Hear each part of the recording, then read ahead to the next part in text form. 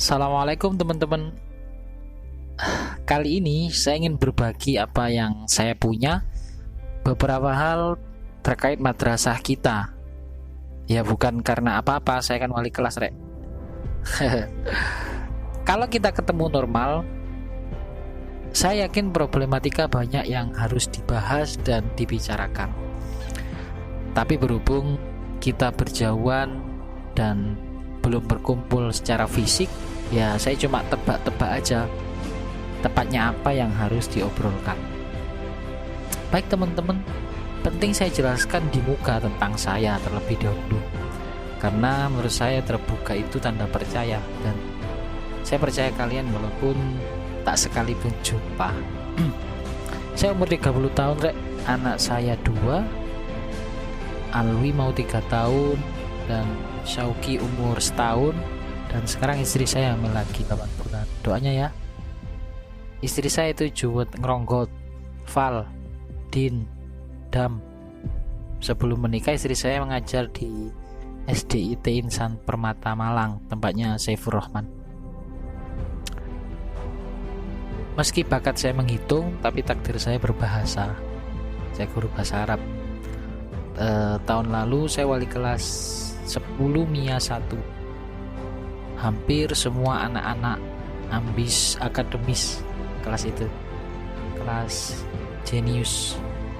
Kalau kelas lain ya beda. Kalau kalian tidak tahu ya, saya belum kenal. Oke, apa hal yang penting saat pembelajaran berjauhan gini di madrasah ini khususnya? Yang pertama menurut saya adalah jangan sampai keluar sebelum masuk. Saya ulang, yang pertama adalah jangan sampai keluar sebelum masuk. Saya yakin ada beberapa dari kalian yang mungkin tidak nyaman atau tidak kerasan karena beberapa hal. Kalau kalian yang termasuk tidak ada salahnya tetap mendengarkan.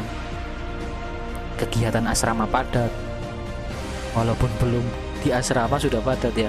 Gedungnya masih pembangunan, dan yang utama saya telisik lihat adalah ada kewajiban tahfidz Quran.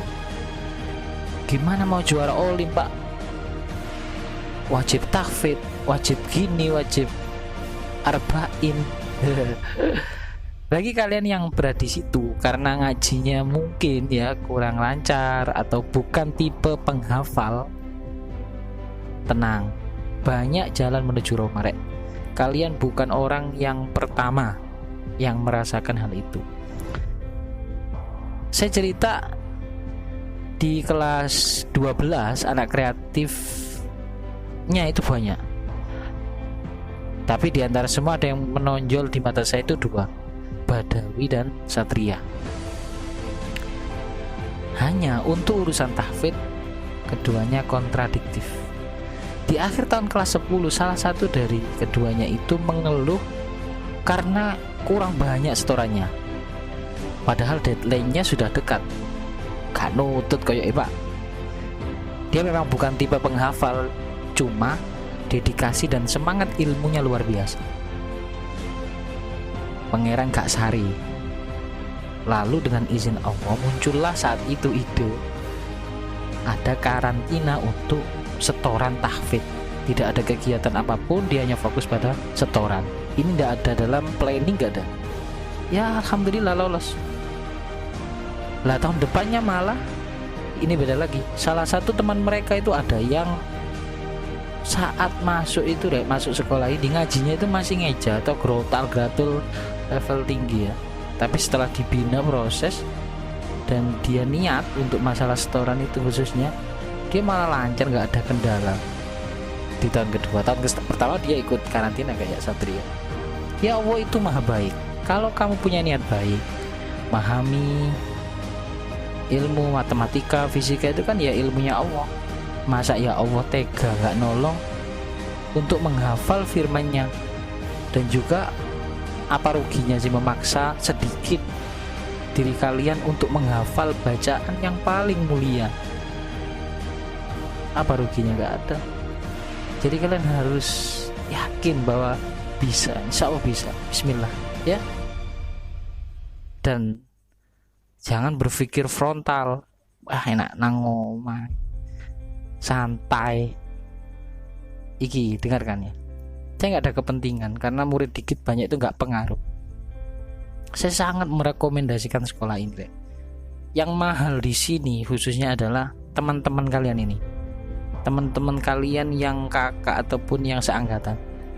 Soalnya kaitannya dengan pembentukan kalian proses hari ini dan networking di masa depan. Kalian jadi apa beberapa tahun lagi amat sangat dipengaruhi dengan siapa hari ini kalian bergaul. Ya ada sih yang ruwet, tapi itu prosentasenya tidak signifikan, baik jumlah ataupun bentuk. Serius, beruntung kalian kalau di sekolah ini. Saya nggak ngecap. Yang kedua, siap tempur, siap kalah. Ada siswa yang bilang di sini sekolah ini itu Pak serasa olimpiade tapi tiap hari. Kalau di sekolah sebelumnya dia bisa yang terbaik walau dengan tangan kosong ya, tanpa persiapan. Di sini pakai senjata macam-macam kok ya, sik KO ae Pak. Dalam kondisi normal kalau nggak ada pandemi, penyakit ini lah yang paling sering mewabah di awal, yaitu minder. Maka perlu kalian tahu, di antara sikap tercela yang paling minim yang saya lihat di sini, saya itu ngajar dari SD sampai perguruan tinggi pernah ya, dari pondokan sampai yang muridnya barbar juga sudah. Ya, yang paling minim di sekolah ini yang paling jarang adalah sombong. Serius, sombong. Kecil sekali. Kakak kelas kalian itu merasakan betul from hero to zero ya. Dari sekolah lama yang jadi orang hebat, terus di sini kok gak guna, terus remet semua mapel, gak lolos seleksi olim atau organisasi, dari hits menjadi rakyat biasa. Iya, kakak kelas kalian itu merasakan betul itu. Kata sombong apaan sih dik sombong? Tapi sisi lain, pembiasaan sopan santun khususnya pada yang lebih tua berjalan sangat maksimal. Maka bagaimana cara mengatasi itu jika mengalaminya ya?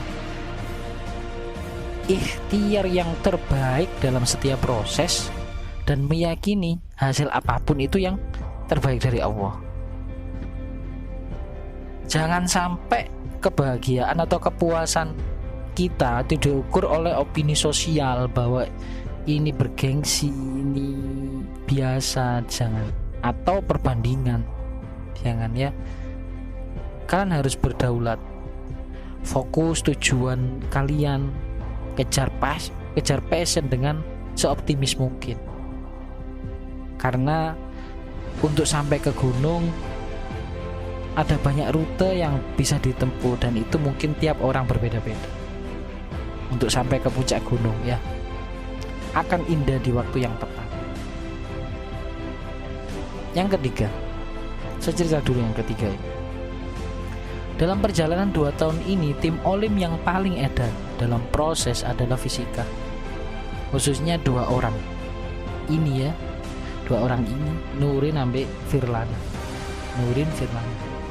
Hampir setiap hari mereka berdua khususnya belajar. Kalau di sini disebut SC, Study Club bersama Pak Soleh. Ada tabrakan kegiatan mereka dulu kan SC-nya. Ampun pokoknya fokusnya itu. Walakin keberuntungannya lain. Satu di antara mereka, si A, menurut sumber terpercaya bakatnya lebih kuat dari si B. Saat eval pasca lomba, kayaknya peluangnya yang menang si A. Tapi ternyata setelah pengumuman dan setelah banyak proses, B yang malah sering beruntung. Dan itu berlangsung tidak sekali. Oke, yang saya ingin kalian belajar dari kejadian itu bukan faktor X-nya. Itu penting, tapi bukan dalam momen ini ya. Bukan faktor X-nya, bukan. Dalam momen ini. Yang unik ternyata ketika saya bertanya pada si A yang sering tidak beruntung padahal melalui proses yang sama dengan si B, kamu menyesal nggak sinau terus tapi kok pola kalah? Saya tanya gitu. Dia jawab santai aja, enggak pak, saya sudah mencintai ilmu ini pak, saya ikhlas mendalaminya pak. Bapak emang tahu pak, ini saya, bapak emang tahu dalam hatinya. Rek, kondisi geografis membuat 41 siswa angkatan pertama itu menjadi murid yang paling saya kenal dalam hidup saya. Kebersamaannya atau apa ya, kita itu tinggal seatap dan banyak faktor lah. Intensitasnya itu terlalu sering ketemunya mereka itu. Dan saya yakin dia berkata dengan jujur. Maka intinya, pesan saya mumpung di awal belajar dari cerita itu, ayo teman-teman semua khususnya kelas IPA 2 diniati yang paling benar. Belajar di Man Insan Cendekia ini diniati ibadah, memahami ilmunya Allah. Adapun piala, nilai, apresiasi itu bumbu dalam proses, bukan tujuan, ya.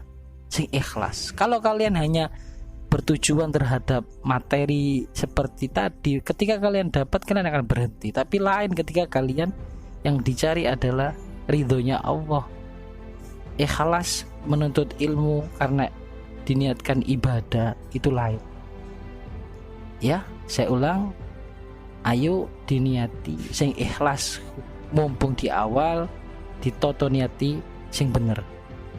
Yang terakhir adalah jangan bermain api. Bermain api kalau dalam PJJ gini itu bentuknya diantaranya ya, komunikasi kurang sopan dengan guru. Bukan ngelarang komunikasi dengan guru, cuma dikontrol dan kamu harus bisa memposisikan diri. Bermain api juga bentuknya tugas diabaikan. Guru kita itu mudah-mudah rek dan disiplin, serius ya teman, aja sembrono kalian, jangan cari perkara ya. Selanjutnya bentuk bermain api dan itu harus kalian hindari adalah ada kendala tidak segera dikomunikasikan. Jika kalian nggak punya pulsa atau ada halangan lain, jangan langsung menghilang tanpa konfirmasi. Ya, kadang yang dibutuhkan itu bukan kehadiran tapi kejelasan. Karena kon menghilang tidak ada kepastian rek ya. Kalau kalian bilang ada kendala maaf saya tidak bisa hadir, tidak bisa mengerjakan tugas, itu enak, terbuka dan merasa dihargai. Kalau kalian tiba-tiba menghilang, guru akan berpikir yang tidak, khususnya akan menganggap bahwa kalian itu meremehkan. Nah, itu sangat berbahaya. Oke, ya. Jangan bermain api. Demikian, maaf bila saya menabur garam dalam lautan. Anggap saja kalian sedang menghargai wali kelas yang sedang menjalankan kewajiban. Selamat beradaptasi, jangan lupa bahagia. Sehat selalu. Wassalamualaikum warahmatullahi wabarakatuh.